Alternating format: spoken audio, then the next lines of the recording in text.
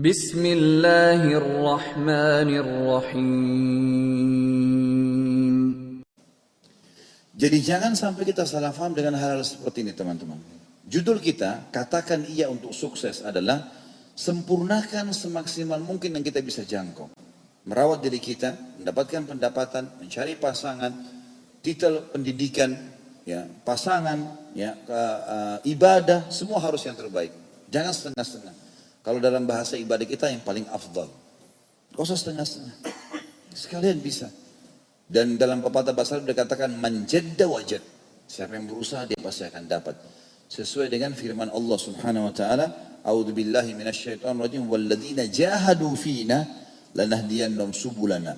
Orang-orang yang tanda kutip memaksakan dirinya untuk menuju ke jalan-jalan kami, mencari karunia dari Allah, ya, maka kami akan tunjukkan dia ke jalan-jalan kami.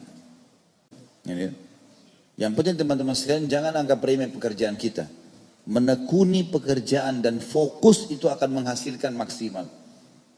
Bukan cuma sekedar jual bakso, jual tempe, terus kita anggap remeh, tidak. Kalau kita kerjakan dengan profesional, jaga kualitasnya, maka Allah akan berkahi. Akhirnya orang banyak buka cabang, orang akan begini dan begitu, akan bisa maju. Kemudian selanjutnya teman-teman sekalian dikatakan juga, diriwayatkan bahwa Idris alaihissalam, Nabi Idris, kana khayyatan yatasaddaq bifadli kasbi. Dia adalah seorang tukang jahit dan dia bersedekah dengan hasil jahitannya itu. Juga Nabi Muhammad SAW yang sudah masyhur, ya, kekasih kita semuanya, beliau bertransaksi jual beli, berdagang, ya, menggadaikan, dan juga dia masuk dalam semua lini muamalah ekonomi. Bahkan beliau berkata kepada para sahabatnya dalam hadis Bukhari, li an ya'khudha ahadukum abhulah thumma ya'ti al-jabal thumma ya'ti bihizmati min hatabin fayabi'uha fayastaghni bithamaniha khairun lahu min an yas'ala an-nas a'tuhu aw mana'uhu. Artinya, seseorang di antara kalian, kata Nabi SAW kepada para sahabat, mengambil potongan-potongan tali, kemudian dia datang ke puncak gunung. Dalam riwayat dikatakan dia datang ke hutan, lalu dia mengambil potongan-potongan kayu, ranting-ranting, lalu dia ikat dan dia pikul dan dia jual. Ya.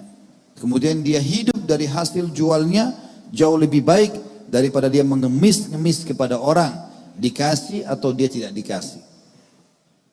Jadi motivasi untuk kerja. Teman-teman pun kalau mau minta, balas itu dengan jasa. Bekerja. Mulia kita. Jangan cuma tahu mengemis. Hati-hati teman-teman sekalian. Kalau teman-teman ikuti ceramah saya di YouTube, ada judulnya saudaraku inilah rahasia rezekimu. Ada saya sebutkan sekian belas kiat, ya, untuk menambah rezeki dan mempertahankannya. Dan ada masalah yang paling berat yang banyak orang tidak sadari teman-teman sekalian. Kata Nabi SAW, tidak ada seseorang yang membuka pintu afaf. Afaf itu mulia, tidak mau mengemis, tidak mau menggunakan tangannya. Dia bekerja supaya dia dapat hasil, gitu kan. Kecuali Allah bukakan pintu kekayaan, dan tidak ada orang yang membuka pintu mengemis, cuma mau meminta-minta, kecuali Allah bukakan pintu kemiskinan.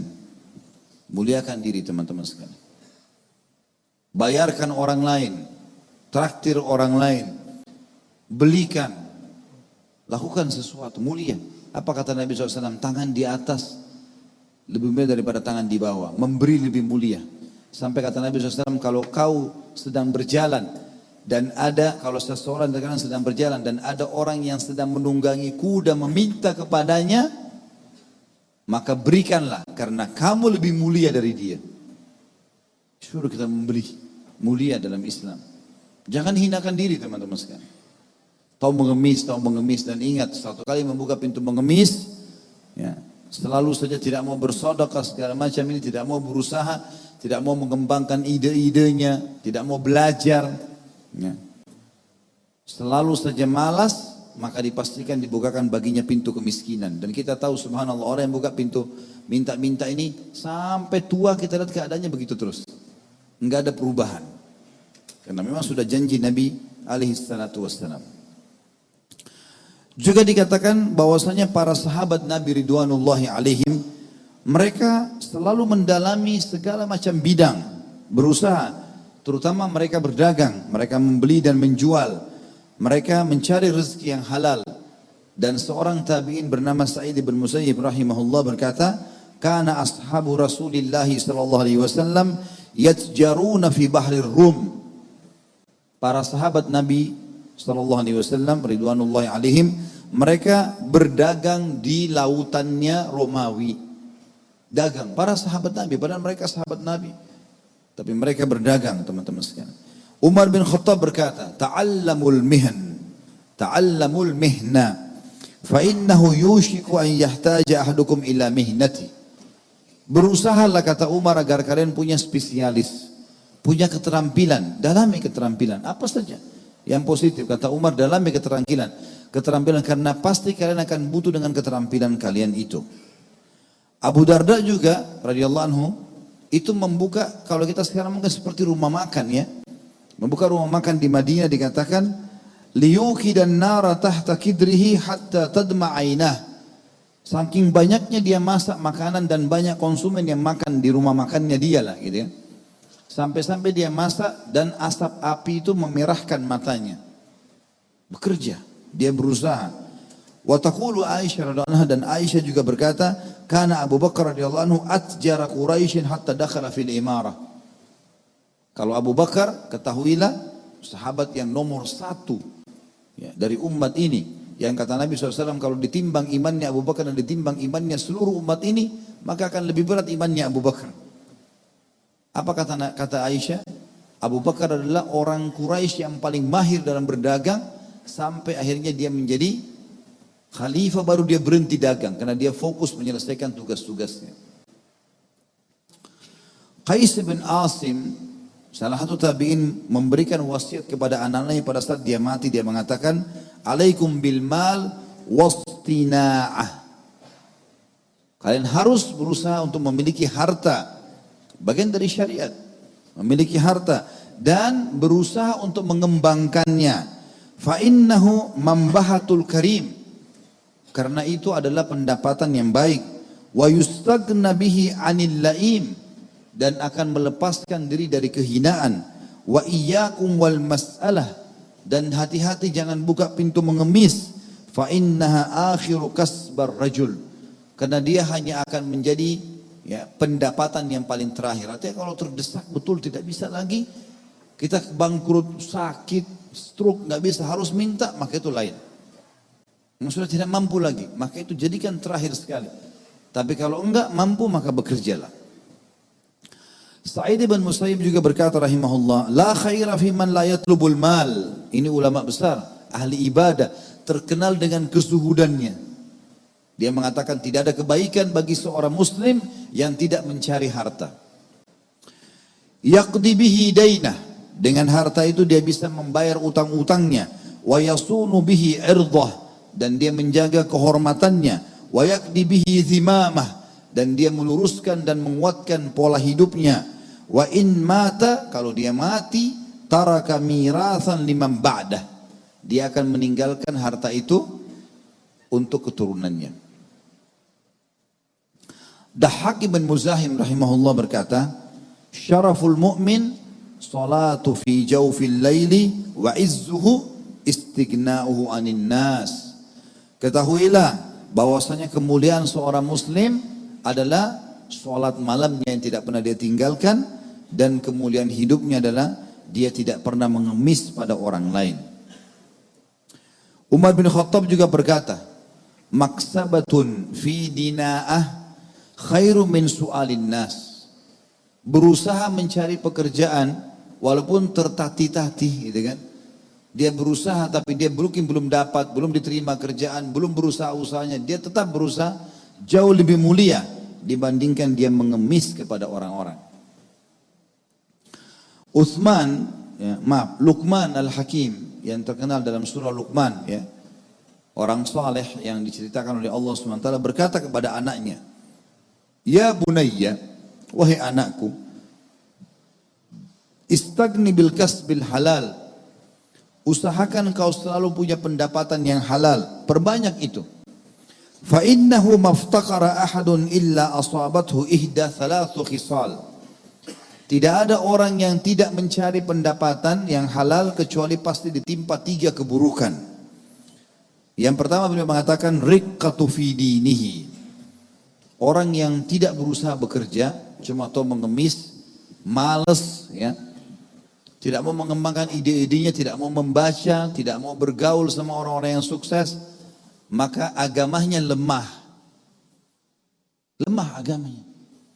Bisa dijual agamanya. Akhirnya meeting di waktu sholat Jumat, Jumatnya dibengkalikan. Gara-gara urusan dunia. Lemah agamanya. Terhina dia.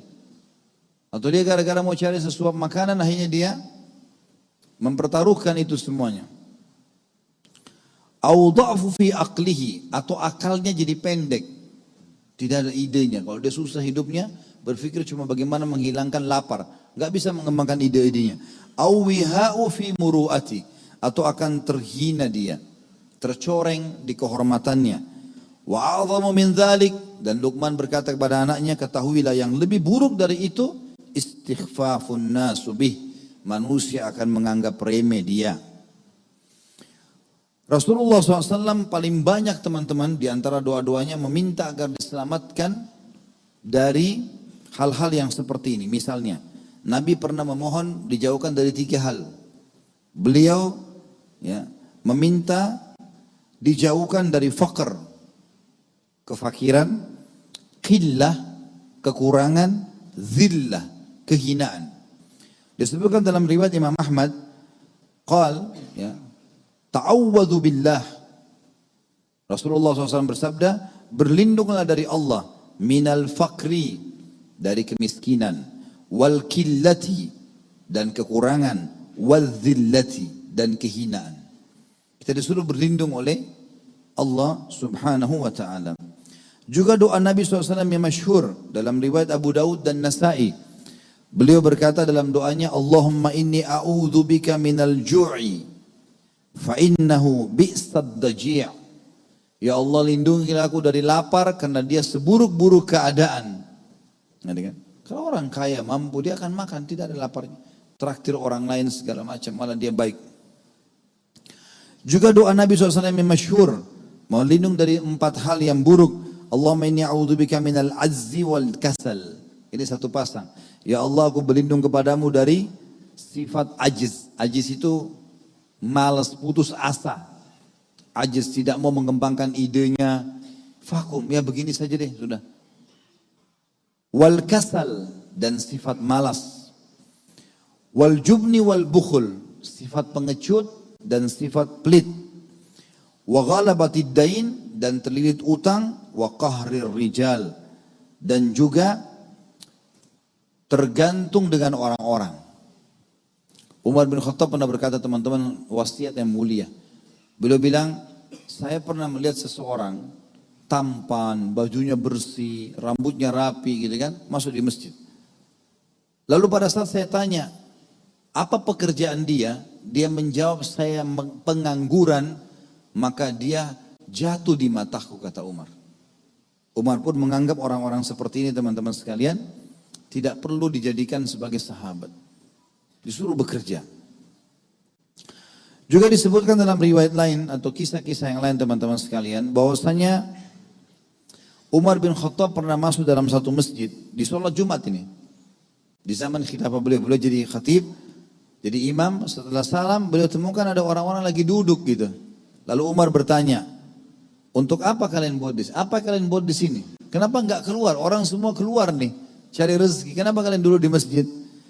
Orang-orang itu bilang, nahnul mutawakkiluna 'ala Allah. Kami orang-orang yang bertawakal kepada Allah. Ya, kalau ada dapat makanan dapat, kalau enggak ya sudah, gitu kan. Faya'luhum bidarratihi wa yanharuhum. Maka Umar memarahi mereka sambil berkata, la yaq'udu ahadukum an talabir rizq.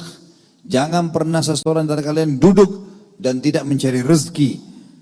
Kemudian dia mengatakan wa yaqul Allahumma rzuqni, ya Allah karuniai saya, tapi dia tidak pernah ikhtiar berusaha.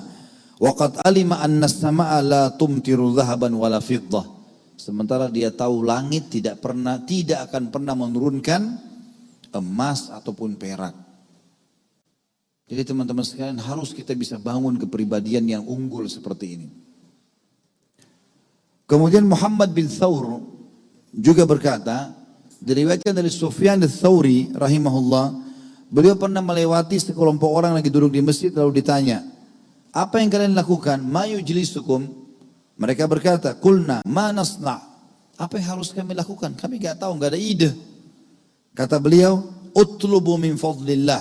Keluar dari masjid sekarang, cari rezekinya Allah. Wala takunu iyalan alal muslimin. Dan jangan pernah kalian menjadi beban bagi umat Islam. Dan para fuqaha juga mengatakan, mengeluarkan sebuah hukum bahwasanya setiap muslim wajib, terutama bagi laki-laki, untuk mencari pendapatan selain dia membiayai dirinya, membiayai kedua orang tuanya, membiayai istri dan anak-anaknya, bahkan membiayai agamanya. Tinggal teman-teman sekalian yang perlu kita garis bawahi. Beberapa dalil baru saya akan berikan contoh-contohnya.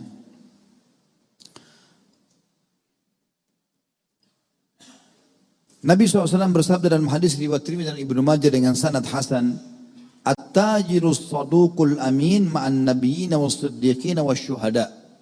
Ketahuilah, seorang pedagang yang jujur, terpercaya, pasti dia akan bersama dengan para nabi-nabi, para orang-orang jujur dan para syuhada nanti di hari kiamat. Kemudian teman-teman sekalian, pernah ada orang yang lewat di hadapan baginda Nabi SAW, keringatan, sahabat Nabi. Bajunya agak kotor karena habis bekerja, mikul batu, mikul pelapa kurma, mikul keranjang kurma. Giat sekali orangnya di jalan, bekerja. Nabi SAW lagi jalan dengan beberapa sahabat. Kata para sahabat, ya Rasulullah, coba seandainya orang ini dihitung di jalan Allah ya. Keringatan, capek. Dihitung jalan Allah enggak nih? Seperti orang jihad enggak? Maka Nabi SAW sebutkan hadisnya. Ketahuilah, siapapun yang keluar dari rumahnya mencari anaknya yang hilang, dia di jalan Allah. Siapa yang keluar dari rumahnya mencari orang tuanya yang hilang, mungkin karena pikun keluar dari rumah dicari sama dia, maka itu juga di jalan Allah. Dan siapapun yang keluar seperti ini, ditunjuk orang itu bekerja mencari rezeki yang halal supaya dia berlepas dari ketergantungan dengan manusia, maka dia di jalan Allah. Pahalanya jihad besar sekali, pahalanya teman-teman sekalian ya. Jadi kita harus garis bawahi poin-poin penting seperti ini, dan saya ingin berbagi saja ya. Tentu ini bukan sama sekali, tidak ada hubungannya dengan menyebutkan masalah diri saya, bukan itu. Cuma saya mau berbagi karena saya rasakan pengalaman sendiri. Saya waktu masih kuliah teman-teman sekalian, saya pernah begitu masuk tingkat 1 kuliah di kuliah dakwah di Madinah pada tahun 1994 waktu itu. Saya mulai masuk tingkat 1 kuliah. Saya duduk di kursi paling belakang di kelas. Alhamdulillah waktu dosen masuk, keluar masuk, saya dengar gitu kan. Tapi saya melihat belum maksimal karena di baris belakang kelas ini itu teman-teman semua ada yang tidur, ada yang coret-coret kertas, ya. Ada yang menghayal taruh tangannya di pipinya, nggak dengar dosen ngomong apa. Orang yang di depan semuanya konsentrasi, dosen bilang apa ditulis. Terus saya melihat pada saat ujian, memang rata-rata yang di belakang ini nilainya nggak bagus. Normal, yang di depan semuanya bagus. Karena mereka konsentrasi kan. Nilai saya waktu itu ada di tengah-tengah teman-teman. Tidak bagus sekali, tidak juga buruk. Gitu kan. Saya coba ubah strateginya. Sekarang saya maju ke depan. Saya duduk di depan, di dekatnya teman-teman yang prestasi itu. Saya lihat apa yang mereka buat. Apa yang mereka buat ini. Kenapa mereka bisa dapat nilai 100 dikasih sama kampus, dia dapat 100. Gimana bisa ini? Nilainya full. Kalau tidak 99, 98. Dan waktu itu teman-teman, kalau kita lulus dengan cum laude, maka dikasih oleh sekolah 100 real bonus. Maaf, 1000 real. Ya kalau kita sekarang 3 juta, hampir 4 juta ya rupiah. Dikasih uang, selain beasiswa bulanan, karena dianggap nilainya di atas 90. Saya lalu duduk di sebelahnya mereka, saya lihat apa ini orang-orang buat. Ternyata semuanya sibuk nih, kalau dosen masuk, siapin buku tulis sama pulpen. Dosen ngomong apa? Tulis. Jadi saya lihat ini teman-teman yang berprestasi, dia buat kelas ini seperti antara dia sama dosen saja. Seakan-akan tidak ada orang lain. Kalau dia nggak ngerti, sebentar Syekh, saya belum mengerti. Bisa dijelasin lagi nggak? Dijelasin lagi begini. Baik, kalau ujian saya jawab begini bisa nggak? Jadi mereka sibuk dengan ilmu itu. Ditulis, tak selesai. Yang di belakang ini sibuk, seperti yang saya bilang. Mengkhayal, duduk, tidur. Ya. Saya hari-hari pertama teman-teman sekian kewalahan terus terang mengikuti mereka. Kewalahan. Saya mau nulis ini kewalahan itu. Karena cepat sekali apa yang dosen ucapin ditulis. Tapi saya bilang saya harus bisa. Enggak boleh enggak. Saya harus bisa. Saya beli buku tulis, saya tulis. Awal-awal saya kelabakan sekali teman-teman. Dosen ngomong kita tulis. Keloncat lagi beberapa. Nanti dosen keluar baru saya tambah gitu kan. Saya belajar. Adaptasi. 1 bulan, 2 bulan, 3 bulan. Setelah 3 bulan teman-teman subhanallah. Apalagi kalau sudah jalan 6 bulan waktu itu. Saya tidak menyadari, ya, tapi Allah SWT mudahkan itu. Apa yang dosen ucapin saya bisa tulis. Bahkan waktu itu Allah berikan kemudahan, saya bisa menulis dan buku tulis saya masih ada sampai sekarang saya simpan. Buku tulis itu teman-teman sekalian saya bisa tulis ayat Al-Quran dengan pulpen tinta merah dan perkataan dosen dengan tinta warna hitam. Jadi cepat saya bisa ganti pulpennya. Dan subhanallah, waktu sebelumnya, sebelum saya pindah ke bangku depan itu, saya melihat ada satu pahala yang besar didapat oleh teman-teman yang di depan ini. Karena mereka rajin nulis, begitu menjelang ujian, yang di belakang yang malas-malas ini fotokopi buku mereka. Lah ya. Terus dibaca, hafal ayat, hafal hadis, dapat pahala mereka. Udah nilainya tinggi, dapat pahala banyak. Saya termotivasi, harus saya bisa sama mereka.